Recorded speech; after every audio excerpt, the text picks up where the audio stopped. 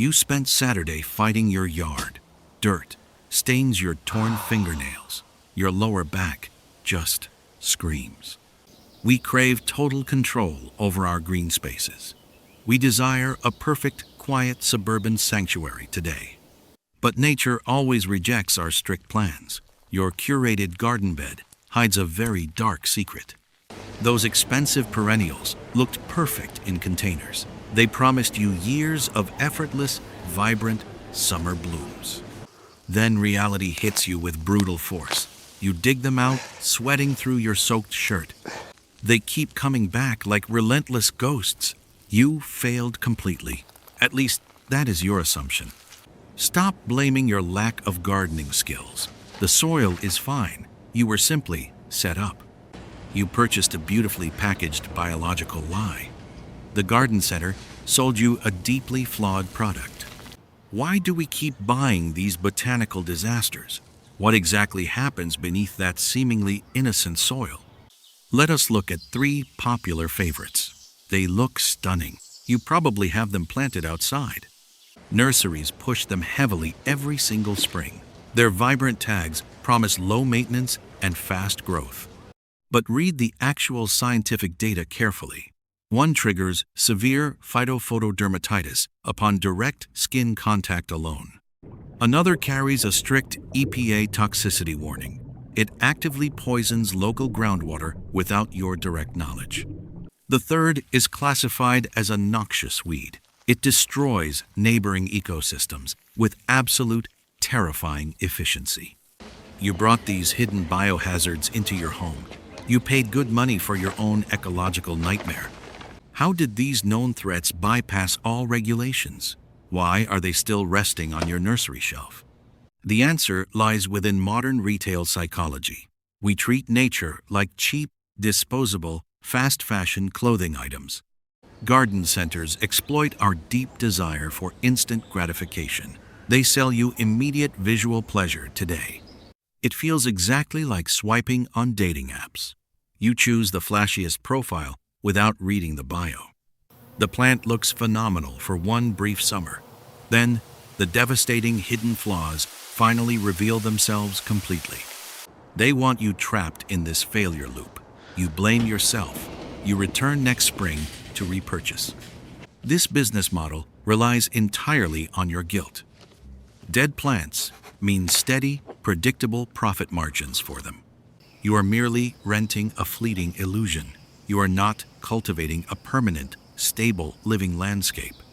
Real nature operates on a drastically different timeline. True resilience takes years to establish roots properly.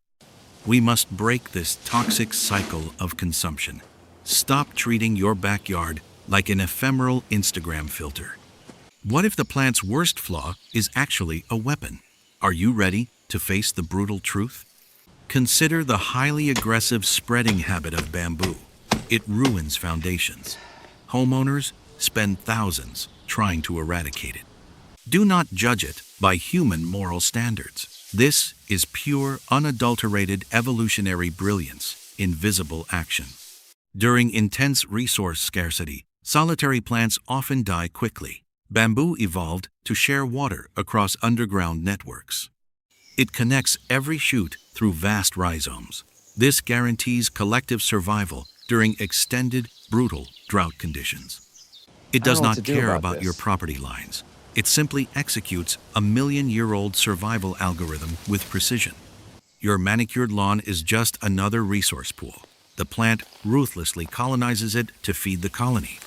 You cannot outsmart millions of years of adaptation. Herbicide spray is useless against an interconnected biological fortress.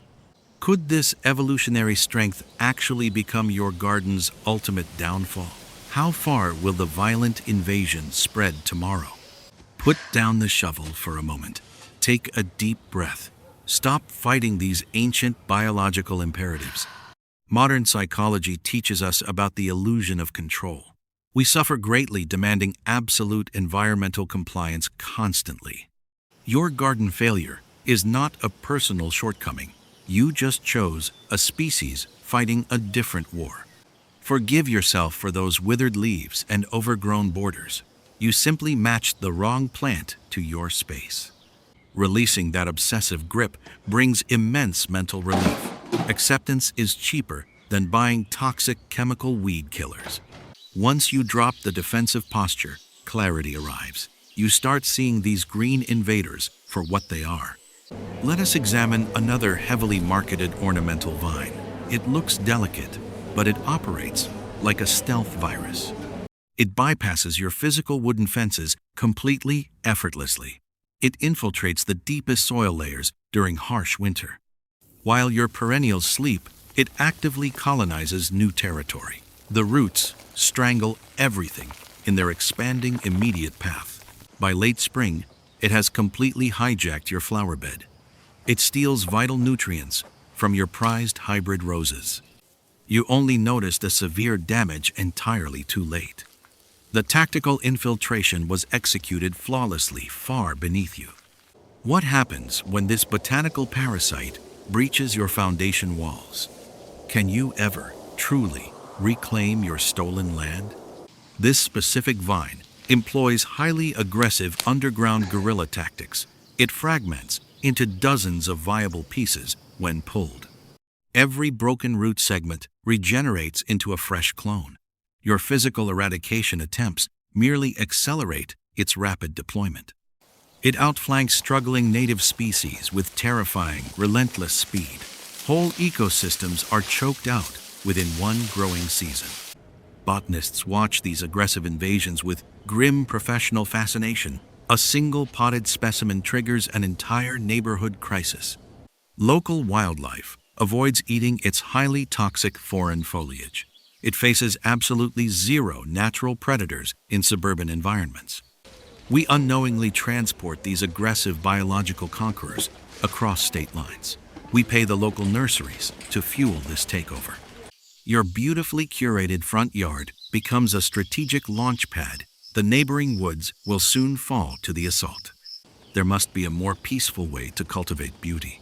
Can we actually forge a lasting alliance with nature? What if the real secret lies in absolute, unconditional surrender? Are you prepared to change your entire horticultural paradigm? The smart alternative is embracing true, functional ecological symbiosis.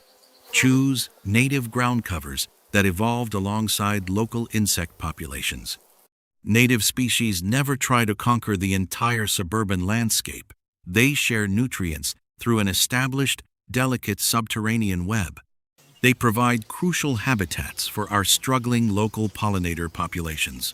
They naturally suppress weeds without requiring dangerous chemical interventions. You are building a self-sustaining community. It thrives independently. You finally get your lazy Sunday mornings back completely. This is the absolute ultimate definition of modern landscape luxury. You cooperate peacefully with the environment instead of dominating it. Yet we still fall for dangerous botanical temptations quite constantly. Certain plants ruthlessly exploit our most vulnerable private sensory memories. Think of that intensely fragrant pure white spring bellflower bloom. It instantly reminds you of your grandmother's peaceful, shaded porch. The scent triggers a powerful wave of deep childhood nostalgia. You buy it desperately, seeking that exact emotional warmth today. You plant it right near your front door for daily joy. You just want to capture a fleeting, beautiful memory. But that beautiful memory is heavily laced with lethal poison. This specific plant conceals a highly concentrated, deadly chemical payload. How does this innocent-looking flower suddenly threaten your whole family? Why is nostalgia the absolute worst guide for modern landscaping? Every single part of that elegant plant is highly toxic. It contains potent cardiac glycosides that disrupt normal heart rhythms. The sweet fragrance completely masks its deadly internal biological nature. A single ingested berry can easily stop a dog's heart. You blindly trusted a fond childhood memory over hard scientific data. Nostalgia clouded your rational judgment with dangerous romantic illusions. Science does not care about your personal sentimental attachments whatsoever. Toxicity levels remain constant regardless of your deep emotional connection. The urgent emergency room visit will shatter your peaceful garden dream. That beautiful scent will forever trigger sheer medical panic. We must ruthlessly separate emotional comfort from cold ecological reality. We cannot let aesthetics dictate our family's physical safety. Pulling it out feels exactly like erasing a precious memory entirely. But leaving it planted remains an unacceptable daily gamble. What other beautiful illusions are you stubbornly clinging to right now? Will your desire for perfection ultimately cost you everything? This brings us directly to the core dilemma of modern adulthood. We construct elaborate lives based on dangerous perfectionism. We exhaust ourselves fighting against the wild, chaotic natural forces outside. We demand our lawns look like sterile corporate carpets. Consider the profound difference in the overall quality of your weekend. 4 hours spent spraying toxic chemicals breeds bitter resentment. Compare that to 4 hours laughing with your family relaxing outdoors. Letting go of visual perfection gives you precious time. Nature is fundamentally messy, fiercely competitive, and brilliantly chaotic everywhere. Attempting to freeze it in time is pure madness. True maturity means compromising with the wildness surrounding your suburban home. It means planting robust natives that thrive independently. Stop wasting emotional energy on fragile, exotic blooms that hate you. Redirect that intense, focused energy toward the people you love. A yard full of tough, native botanical survivors is deeply calming. It hums with natural life and requires zero micromanagement. Your worth as a modern homeowner is not measured by turf. It is truly measured by the peace within your walls. Are you ready to sign a permanent peace treaty with nature? What is the one golden rule guaranteeing ecological success? Let this be your absolute guiding principle at the garden center. Memorize this before you ever open your wallet again. Never trade long-term ecological peace for short-term visual temptation at nurseries. Those flashy, vibrant petals are an evolutionary marketing trap. The catalog forcefully sells you a stunning fantasy of year 1. The scientific trial garden painfully documents year 15's disaster. Always trust the boring, slow-growing native species sitting in plain pots. They will quietly outlive the flashy greenhouse hybrids by decades. True beauty in a mature landscape is entirely about lasting resilience. A dying, exotic flower is never a genuinely good investment. Shift your perspective from instant consumer to a wise, patient steward. You are curating a legacy, not just decorating a room. How much precious time and money have you already lost completely? Will you finally make a drastic, permanent change next season? I want to hear your most frustrating suburban landscaping disaster story. Tell me about the invasive plant that ruined your summer. Drop a comment with the exact year and the specific physical damage. Did it crack your walkway or poison your pet? I personally read every single painful story you share in the comments. We learn best through our collective, dirt-stained horticultural failures. Next week, I will reveal specific, bulletproof, native botanical plant alternatives. I will help you properly rebuild your broken sanctuary today. Hit subscribe so you do not miss that crucial ecological blueprint. Together, we can transform your stressful yard into lasting peace. For now, stop stressing over that ugly dead patch of brown grass. The soil will recover, and you will adapt gracefully. Go wash the stubborn dirt off your tired, intensely sore working hands. Brew a strong cup of dark, hot morning coffee. Step onto your back porch and simply breathe in the fresh air. Let the wild world handle its own messy business.